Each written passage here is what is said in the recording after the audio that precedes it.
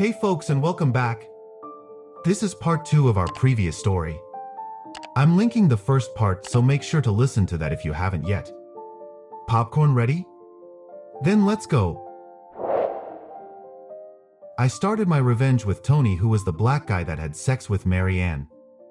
He held a knife on me and I sat there and took it, watching my wife have sex and him laughing at me. I followed him a couple of times to a bar near where he lived. I always kept my distance and never went in. It was pretty much a mixed bar but predominantly black. Tony would often go there on Saturday nights and once in a while during the week and stay for an hour or so. He would ride his motorcycle and park it in the back so no one would mess with it. It was late on a Wednesday night that I followed him to the bar. It was a pretty light night for bars since it was a weeknight. It was a dreary dark night and not much was happening. I waited an hour and was parked in a lot next to the bar. It was near midnight when he came out. I looked all around and didn't see anyone. I put a mask over my face. Kind of like a cold weather mask. I took my ball bat and went up behind him. He didn't hear me due to starting his cycle. I swung the bat and caught him across the small of the back. I swung 2 more times, hitting his arms, which he raised to protect his head. He did have his helmet on but still got his bell rung. I swung 1 last time and caught him in the ribs. He never had a chance to retaliate or see who I was. He fell off his bike, which stopped running as he fell to the pavement in utter pain. He seemed to be conscious but barely. I headed back to my truck and went home. I guess I was lucky that no one had seen me. It was a stupid thing to do, but sometimes we all do things we shouldn't. It was in the papers the next day that a man was beaten behind the bar. They had no witnesses and no suspects. There was no one that would think I was involved, seeing it was nearly 5 months ago that he fucked my ex-wife and it was never mentioned in court. Maybe this dissolution turned out better for me. I would have liked for Tony to have known it was me, but that would have caused a whole new set of problems up the road. The next time I had stopped in for breakfast, Kathy asked me if I read about Tony getting beat up. I told her I had, but I didn't know much about the area. I'm happy he got his payback. Probably with some other husband getting even with him, I said. Kathy stared at me but never asked me if I was involved. The problem would have been that I wouldn't have wanted to lie to her. I did get some satisfaction from beating him. Too bad he didn't know it was me. But again, that could present some long-term problems. He was in the hospital for a week with multiple bruises and fractures. He would be out of work for a month. According to the reports, he had no idea who it was because the person was wearing a mask. He didn't even know if his attacker was black or white. Good thing I wore gloves. It was now time to go after Rob. He was married, so I figured the revenge might be a little easier to attain. I knew that on Saturdays he usually went to see Mary Ann, thanks to the information I got from Kathy. I figured he told his wife that he was working or out with his friends. That way he had the whole day to be with Mary Ann. Around noon on Saturday, I went to his house. I knew his wife was named Sheila and was in the same graduating class as Rob and Mary Ann. I knocked on the door and a nice-looking lady answered. I could see 2 small children yelling and playing in the living room. "Can I help you?" I asked Sheila. "My name is Jim Holder. I'm not quite sure how to say this to you. Your husband is having sex with my ex-wife." "What? Who are you again? Who's your wife? Why are you telling me this?" "I'm Jim Holder. My ex-wife is Mary Ann Jennings Holder. She was in your high school. I know who the hell she is." "The fucking bitch. How do you know Rob is fucking her?" "She came out on the porch and closed the door so her kids couldn't hear. We were at a wedding a few months ago and I caught them having sex. I didn't know if it was a one-time thing at the time, but after hearing she had been with him before, I divorced her. Now I find out she has been with him before we were even married and never stopped having sex with him. Now she is pregnant and I believe Rob is the father. I know for sure that I'm not. Why should I believe you? I don't even know you and you come to my house while my husband is at work and accuse him of screwing his old girlfriend. Sounds like you just want revenge." "I do want revenge, but it is the truth. Your husband isn't at work today. He's with Mary Ann at her apartment 40 miles away. He goes there most every week. I can prove it to you." How are you going to do that? I'll call Mary Ann and ask to speak to Rob. Then, I'll hand you the phone. Do you know of any reason why he should be there? Hell no. Wait here while I get the phone. She went inside and brought her phone out. I noticed it was a speakerphone and told her I would use it so she could hear the entire conversation. I dialed my old number and Mary Ann answered the phone. Mary Ann, this is Jim. What the hell do you want, you fucking wimp? Said Mary Ann. I know your lover Rob is there and I need to say something to him. Put him on. He's not here. You lying slut. I can hear him in the background talking. Hand him the damn phone. She handed Rob the phone and I gave Sheila her phone. What the fuck do you want, you fucking pervert? Want to watch me fuck your ex-wife again? He started laughing. Sheila yelled, you fucking bastard.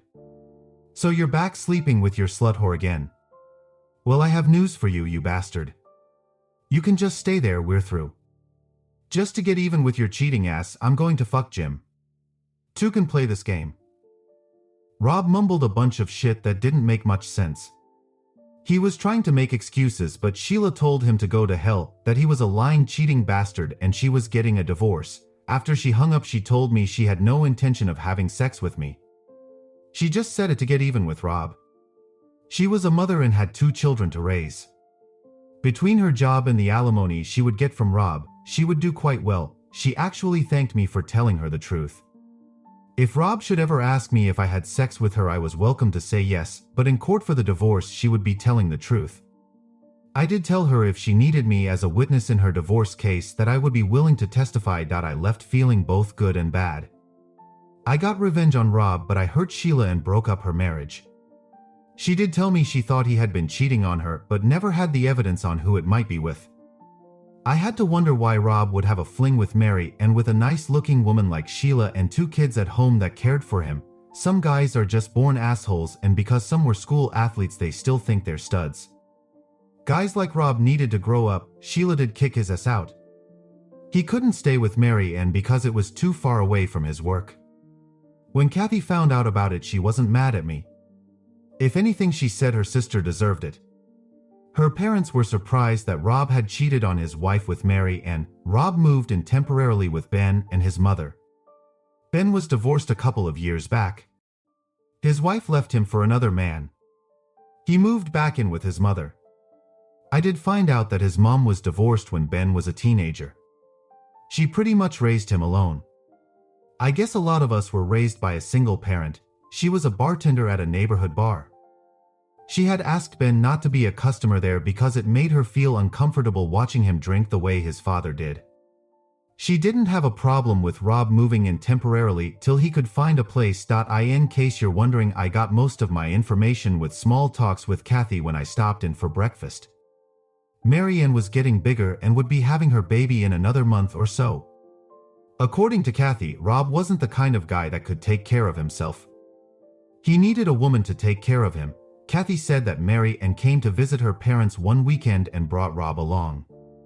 According to Kathy, Rob used his razzle-dazzle to explain that he and Sheila had been on the outs for quite some time. When he saw Mary Ann at the wedding, he remembered how much he cared for her. He began seeing her after I filed for divorce. Damn, he could lie. They became close friends again, and now he asked her to marry him. He knew she was going through a lot and they would wait till after the baby was born and his divorce was final. They figured they would find a place near Steubenville to live so Mary Ann and the baby would be near her parents. He got a promotion at the mill so Mary Ann wouldn't have to work if she didn't want to. He did say he would be a good father to the baby even though it was mine. Mary Ann's parents accepted him, lock, stock and barrel. Kathy said she couldn't believe all the bullshit the two of them put out. She did her best not to say anything and would just bide her time till school was out. If you haven't figured it out by now, Mary Ann was always their favorite. In their eyes, she could do no wrong. Needless to say, Kathy and Mary Ann were pretty much opposites. I wanted to be with Kathy, but she was so busy with working at the restaurant, taking her nursing classes and also helping out at the hospital as a nurse's aide. Maybe our time would come, she always told me. I couldn't believe it when I saw Rob and Ben sitting there. I didn't know whether to avoid them or confront them. I didn't have much choice when Rob said, "Hey Jim, I'm fucking your old lady again. You fucked up my marriage, but I still have your ex to fuck." They started laughing. "So you're fucking a pregnant cunt who was willing to give out to your friends. Aren't you the lucky one? What do you say you and I step outside and settle this little shouting match? Or are you afraid of going one-on-one? Right. There are only 2 of us and 4 of you, evenly matched," he laughed. "The minute I beat your ass, they'll all jump in." "You mean the way you had it 3-1 at the wedding?" "She fucking asked for it and you know it. By the way, you stay the fuck away from Sheila and my kids if you know what's good for you. I don't need a ready-made family. I'll let you support them. I do have to say that Sheila is one fucking nice woman, not like the slut I was married to. Looks to me that you hooked your horse up to the wrong wagon." My friends and I went over and got a booth and had a few beers. I could see Rob and Ben talking and would like to jump my ass, but I was with 3 other guys. I would gladly take on either one as long as it was one-on-one. I went up and got us some more beers and I heard Ben call me a cuckold on the way back. I looked at him and said, "You're next on my list." I know they had to wonder if it was me that beat up Tony months ago, but there was absolutely no proof. Ben did say, "Hey man, I got no wife or sisters to fuck. No marriage to mess up. What you gonna do, fuck my old lady?" He laughed out. I headed back to my table, but I do have to admit that Ben's idea wasn't without merit. My buddies and I left the bar without incident. They did tell me that they would have my back if I ever needed them. The following Saturday night I went by myself to a bar I'd never been to before. It was a small neighborhood bar with about a dozen customers.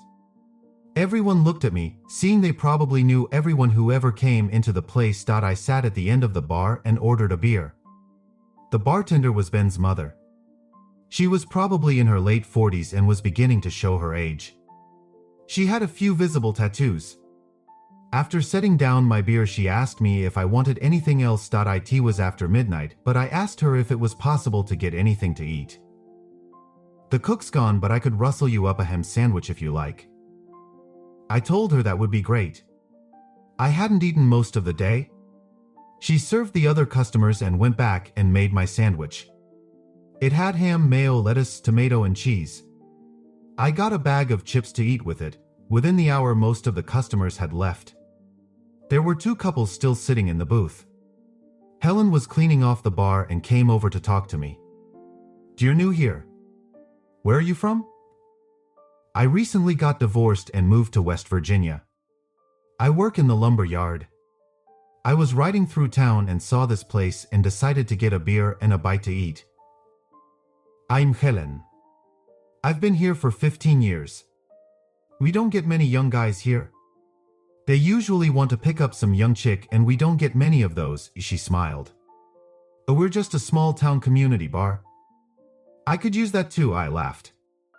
"It's been a while since the divorce." I smiled at Helen. She wasn't a bad-looking woman. She wore a low-cut blouse that showed some nice cleavage. She wasn't overweight, in fact she was on the thinner side.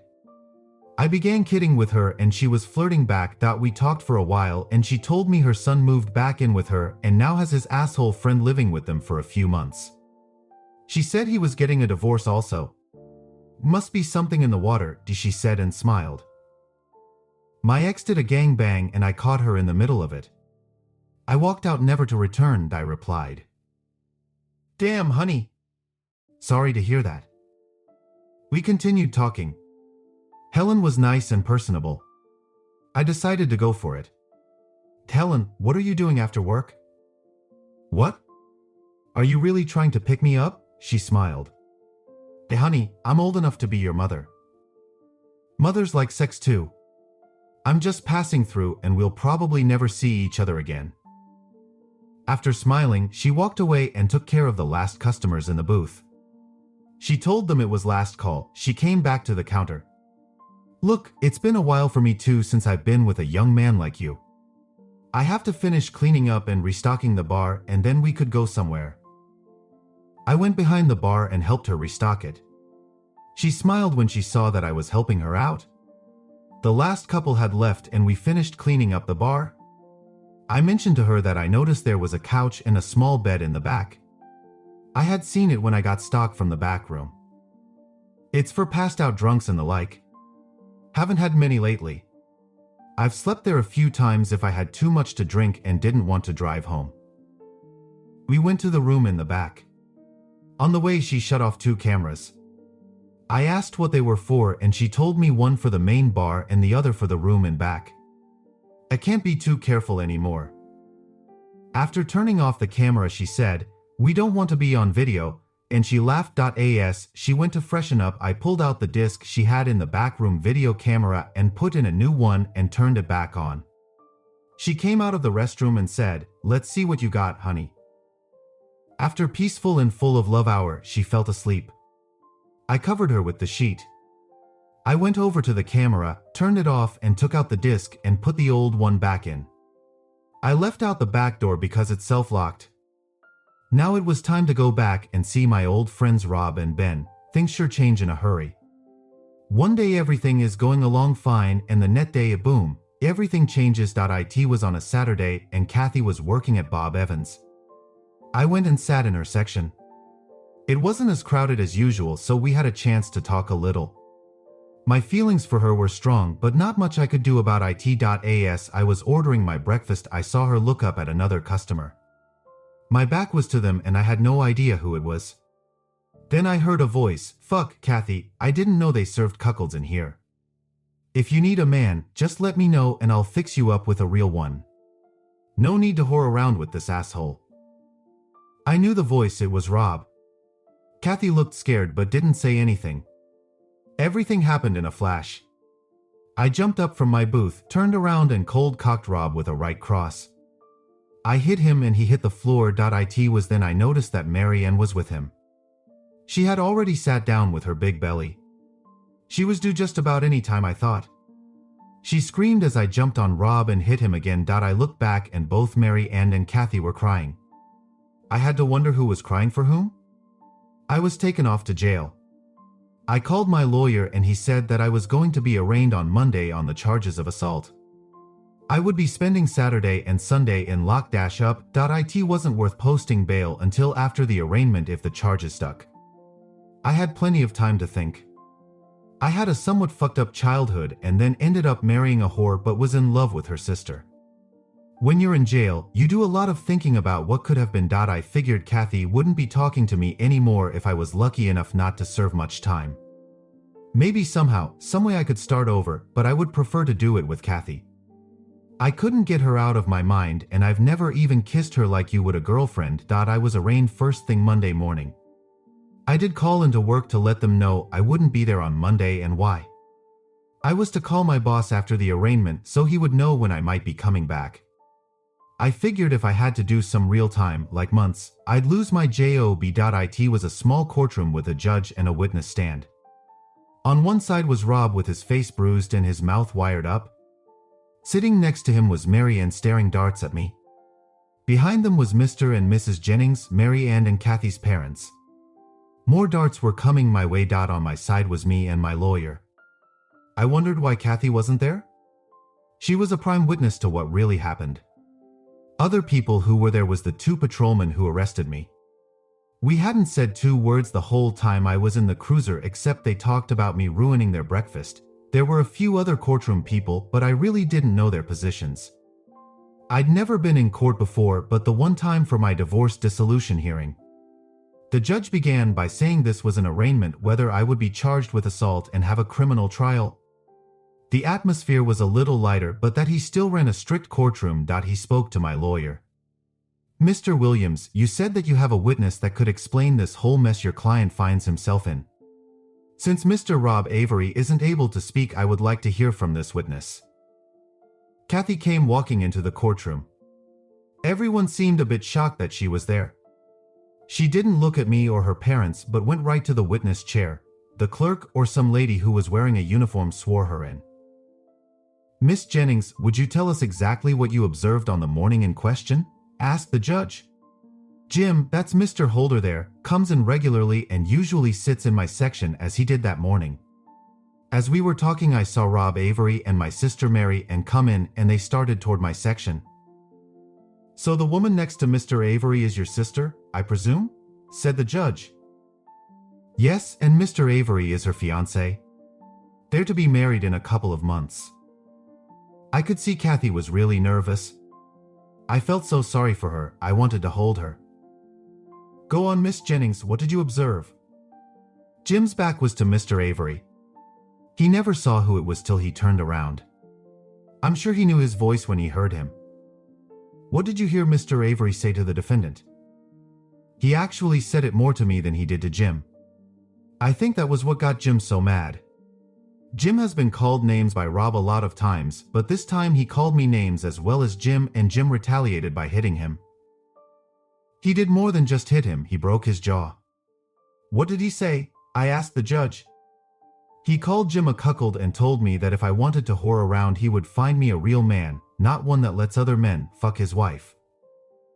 I looked over at the Jenningses and they didn't seem very happy. Mary Ann just looked down. Kathy continued. Jim jumped up, turned around and socked Rob. He went down and Jim called him an asshole and hit him again. I yelled for Jim to stop and he did. That's when the officers came over and arrested Jim and called the paramedics to help Rob. Mr. Avery there. The judge thought for a moment and asked Kathy what brought all this on. Why did Mr. Avery call Mr. Holder a cuckold? This seems to be the basis of the case. Do you any idea why, Miss Jennings? Yes, sir, Jim told me. It all started at my cousin's wedding nearly 9 months ago. Jim said that he saw my sister, Mary Ann, having sex with 3 men. He said it was consensual. Mary Ann stood up and said it wasn't true. Mrs. Holder, what part isn't true? Did you or did you not have sex that night with someone other than your husband? Mary Ann just started crying and sat down. The judge didn't wait for an answer. The judge asked Rob to stand up. Mr. Avery, I know it's hard for you to talk, but all you have to do is nod your head. Remember, you are in a court of law, you're under oath, and if you perjure yourself you could be arrested. On the night in question, did you have sexual relations with Mrs. Holder? Rob nodded yes. The judge said the record should reflect Mr. Avery's affirmative response. Did anyone else also have relations that same night with Mrs. Holder? Rob looked over at Mary Ann and then back at the judge, and again Rob nodded yes. And the judge said the same thing about the record.mr. And Mrs. Jennings went to get up to leave the courtroom, but the judge told them to stay seated till the hearing was over. Thank you, Miss Jennings, you've been most helpful. You may be seated. She wasn't sure where to sit, so she sat with her parents. They didn't look very happy with her testimony. He did ask the officers if there was anything they could add, and they said they just did what Miss Jennings stated. They called the ambulance for Mr. Avery and helped the pregnant Mrs. Jennings to her vehicle. They did say that I didn't speak the whole time I was in the cruiser. The judge then asked Mary Ann if she had anything she wanted to say. After all, it was a hearing whether to drop the charge against me or charge me with assault. Mary Ann said that she had nothing to add. She did say she was sorry for what happened but didn't elaborate. The judge spoke. He asked Rob to stand. Mr. Avery, it seems that this incident was caused by you badgering the defendant who retaliated in kind. I'm not saying that he is not responsible for your medical bills. As I understand it, you have insurance and it paid all but $200 of your expenses. Is that correct? Rob nodded yes. Mr. Holder, please stand, said the judge. I understand your retaliation, but you can't go around hitting people because you don't like what they say about you or your girlfriend. I thought even the judge knew I cared for Kathy. You are responsible for Mr. Avery's unpaid medical bills in the amount of $200. You must pay it within 1 week. I'm putting you on 6 months probation for fighting in a public place. If you come to my courtroom again and are caught fighting or otherwise disturbing the peace, you will serve the balance of the 6 months, plus any other sentence for anything else you do. Is that understood? Yes, Judge, thank you. I'll do my best to stay out of trouble. Rob and Mary Ann left the courtroom madder than when they came in. Kathy told her parents that she was brought up by them to always tell the truth, and that is what she did. She never told them about Mary Ann because she asked her not to. Besides, there was no proof except for me, and they would never believe me over Mary Ann. They turned around and looked at me. Kathy smiled, but the Jenningses looked furious and walked out of the courtroom. My lawyer and I walked out, and he told me to keep my nose clean. He also said I owed Kathy big time. I knew there was no doubt there. That's it for part 2, folks. Thanks for hanging out with us here today. To catch more awesome narrations, hit that subscribe button, drop a thumbs up, and comment your favorite part. And hey, don't forget to hit that notification bell to be the first to know when we drop the final part of this story.